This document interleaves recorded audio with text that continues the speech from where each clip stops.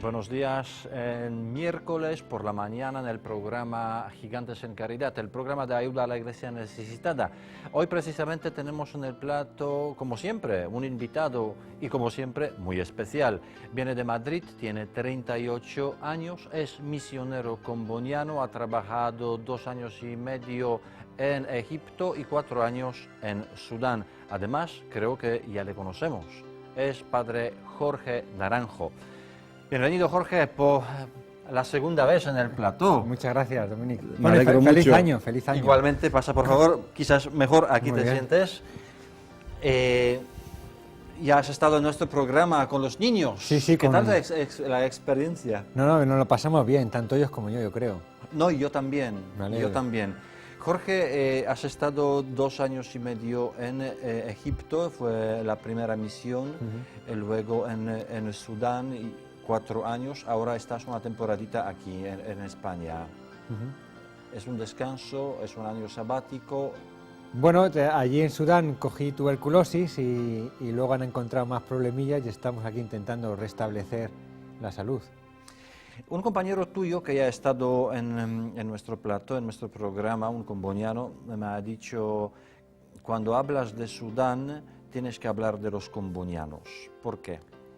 Pues porque la evangelización, digamos, moderna en Sudán comenzó con San Daniel Comboni en el siglo XIX. Entonces, claro, para la iglesia en Sudán, Comboni es su padre en la fe y tienen una devoción muy grande a él y bueno, ya a los combonianos que hemos continuado la obra que él empezó. Comboni es allí pues más famoso, digamos, que como San Francisco en Italia o un santo así muy conocido, ¿no? Es un apóstol de Sudán, ¿verdad? Como Sí, fue el algo. primer obispo de lo que era el vicariato de África Central, que tenía como la sede, era Jartum. Era un momento en el que Cristo no era conocido en el corazón de África, había misiones solo en las costas. Y él pues tenía esta convicción, ¿no? Si Cristo ha muerto por toda la humanidad, también los africanos tenían que tener el derecho de conocerlo. Y dedicó su vida precisamente a eso, ¿no? A iniciar la evangelización en el corazón de África desde Jartum. Esto fue en los años 1800 y pico, ¿verdad? Así. Sí, él nació en 1831 y murió en 1881. Y en Jartum murió. Murió en Jartum, sí, sí. Y hoy los combonianos, casi 150 años después, ¿qué hacen los combonianos en Sudán? Pues uno de los pilares de nuestra presencia ahora es la educación, que es un campo donde podemos encontrar tanto a niños musulmanes como a niños cristianos e intentamos educarlos a la convivencia, al respeto mutuo, porque uno de los problemas que ha tenido Sudán en los últimos años es precisamente la guerra que ha enfrentado al norte, que son mayoría cultura árabe, con el sur, diferentes tribus de raza negra. Y en nuestras escuelas tenemos precisamente estudiantes y profesores del sur y de cultura y raza árabe. Entonces, un poco es nuestra contribución a la paz. Y luego, otro pilar de nuestra presencia es la atención a los refugiados.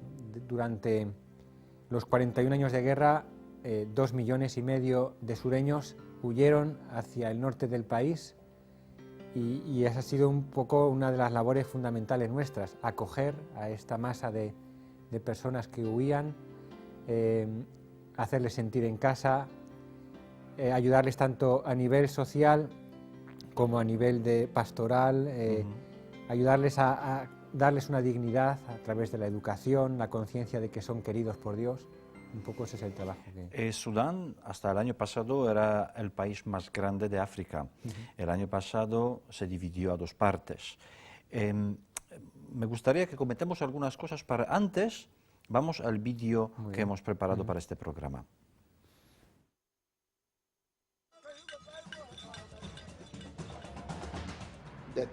El tiempo ha llegado cuando Dios ha visto la historia de Sudán. Este es el tiempo en que Sudán tiene que ser 2.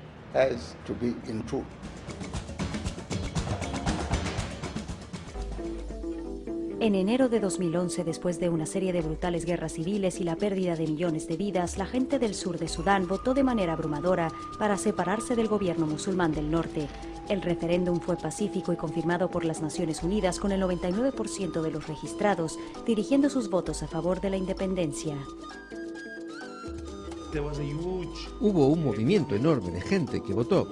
La gente en Torit fue a hacer fila a la medianoche. Le decían a los periodistas: no podíamos dormir, así que ¿qué podíamos hacer? Fuimos a las urnas de votación, nos sentamos, cantamos, bailamos, hablamos, esperando este gran momento que estaba sucediendo. Estaba muy feliz. Fue la primera vez que votaba en mi vida y tengo ya 42 años, así que puede imaginarse.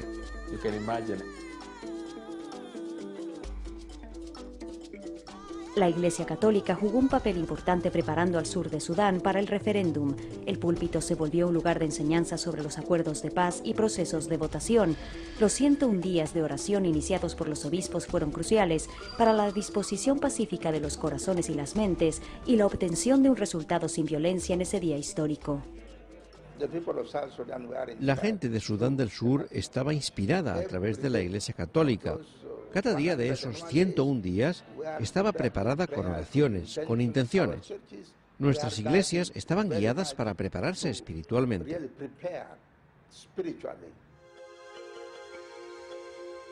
Con su patria ahora libre de la guerra, los cristianos atrapados por años en refugios temporales en los campos de refugiados en Jartún están regresando al sur para comenzar una nueva vida.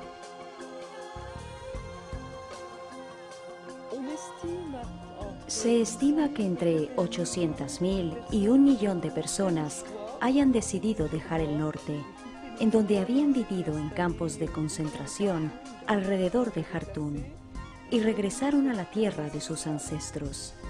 Muchos volvieron porque son cristianos. Sus raíces estaban aquí, porque aquí Dios los mira. Sin embargo, su alegría es comedida. No vuelven a un paraíso en donde todo les es dado en bandeja. Todo lo contrario, tienen que ser autosuficientes.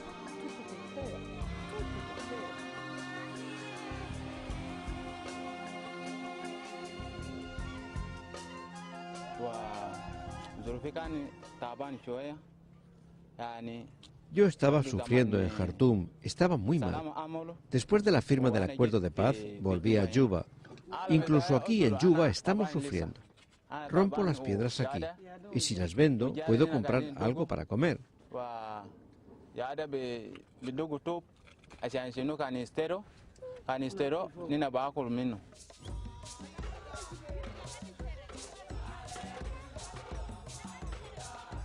La Iglesia Católica, quien siempre ha estado al lado de los oprimidos a lo largo de los nefastos tiempos de guerra, ahora verá su misión de cambio y se concentrará en construir una comunidad fuerte de fieles. La tarea es grande y los habitantes de la zona están contando con la ayuda de los cristianos de todo el mundo. Los cristianos vinieron aquí de muchos lugares. Decían que querían tener una iglesia, un lugar para Dios. Esta iglesia fue construida por los mismos cristianos. Cuando comenzaron, este lugar estaba abandonado. Querían una iglesia aquí e hicieron sus contribuciones. El edificio está hecho con sus propias manos. Las personas del sur de Sudán están despertando al nacimiento de la nueva nación del mundo, su país, que ellos construyeron sobre la base del sufrimiento y la oración. Aquí está un nuevo país. Como los líderes religiosos estamos invitando al entendimiento, a la generosidad, a la caridad de todo el mundo.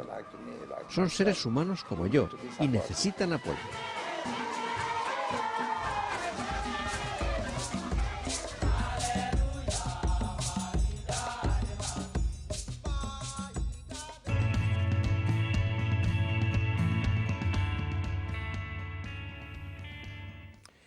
Jorge, ¿tú has vivido esta división de los países en el Sudán o ya has estado en España entonces? No, yo estaba allí durante el proceso del referéndum primero, ¿no? Y asistí un poco pues al éxodo de sureños que habían previamente huido desde el sur hasta el norte y que ahora ante la posibilidad de construir un nuevo país, regresaban a su lugar de origen en el sur, y lo he visto un poco con tristeza, porque teóricamente pues Unión Europea, organismos internacionales habían enviado dinero para facilitar ese proceso de regreso, ¿no? Y de hecho, pues bueno, los llamaban y yo veía pues allí en Ondurmán, en mi parroquia, en la zona de la parroquia, en explanadas, pues acudían pensando que su regreso era inminente. Allí debían llegar un autobús para llevar a las personas, un camión para llevar sus pertenencias. Entonces se plantaban allí con la cama, con las 4 cosas que tenían, como ya preparados para partir. Pero pasaban los meses, 2 meses, y ese regreso nunca llegaba, ¿no? Los dineros habían ido a otros lugares, de aquellos para los que habían sido destinados, y de hecho es uno de los grandes problemas de Sudán del Sur, la corrupción. Y también pues ahí en la Iglesia hemos intentado estar cerca de estas personas que se han quedado a la intemperie durante meses, algunos un año, y bueno, luego he vivido la alegría de ese momento, una alegría que solo se entiende si se estudia un poquito la historia de Sudán, ¿no? Y así muy rápidamente, pues recuerdo que durante el siglo XIX millares de sureños eran capturados y llevados por los árabes a los mercados de esclavos. Entonces esa herida permanece, ¿no?, en el pueblo. Hasta hoy. Y está en el origen un poco de las 2 guerras civiles, ¿no?, que no tienen tanto una causa religiosa, tienen más que ver un poco con esa discriminación que han sufrido las tribus del sur. Y luego la religión entró como un instrumento utilizado por la élite en el poder, pues precisamente para mantenerse en el poder y azuzar un poco a los guerreros contra los del sur.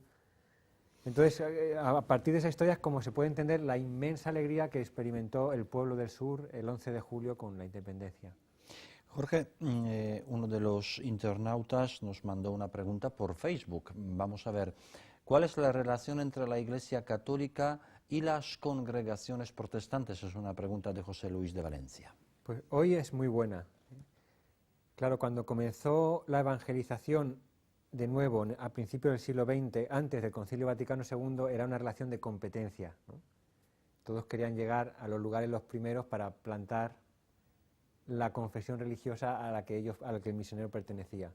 Había esa relación un poco de competitividad, ¿no? Después del Vaticano II y con el paso del tiempo han mejorado mucho las relaciones y se ha pasado de la competencia a la colaboración. Y todas las iglesias han tenido un papel muy importante, ¿no?, en la reconciliación, en la preparación de la paz, en la ayuda de la toma de conciencia de los derechos de los ciudadanos del sur, en la construcción de una nación que va más allá de las tribus.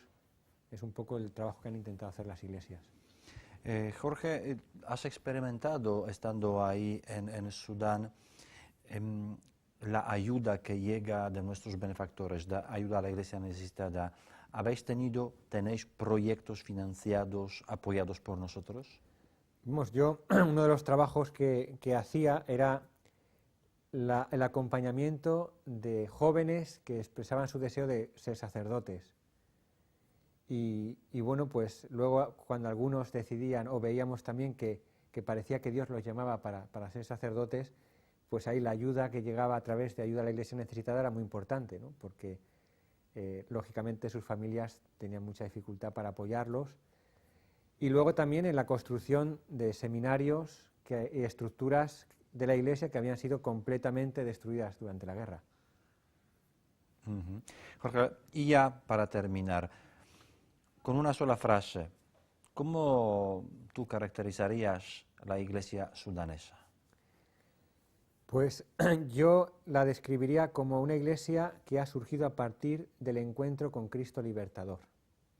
Hay que tener en cuenta que los primeros cristianos son ex-esclavos, liberados primero por Comboni y luego por la iglesia. Entonces, es ahí entre los esclavos libertos donde surgen las primeras vocaciones cristianas, ¿no? Y por eso digo que me parece que se puede describir eso como una iglesia que se ha definido a partir de ese encuentro, con un Cristo que libera y que da dignidad a la persona. Jorge, muchísimas gracias por haber estado con nosotros estos 15 minutitos. Yo creo que la experiencia fue realmente para nosotros muy fructuosa, escuchar de un país donde la gente sufre tanto persecución como la miseria, pobreza. Así que yo creo que en el nombre de toda ayuda iglesia necesitada puedo decir que vamos a seguir ayudando a Sudán y a los cristianos que viven tanto en el sur como en el norte. Muchísimas gracias. Gracias a vosotros. Y que regreses pronto y que puedas continuar tu misión ahí. Muchas gracias. Queridos telespectadores, pues ya hemos oído una gran experiencia y ya nos vamos a ver en la semana que viene, el miércoles a las 11:20, para escuchar otro testimonio, para vernos con otro misionero, para estar aquí en el plató de Mediterráneo TV. Hasta la semana que viene, que lo pasen muy bien.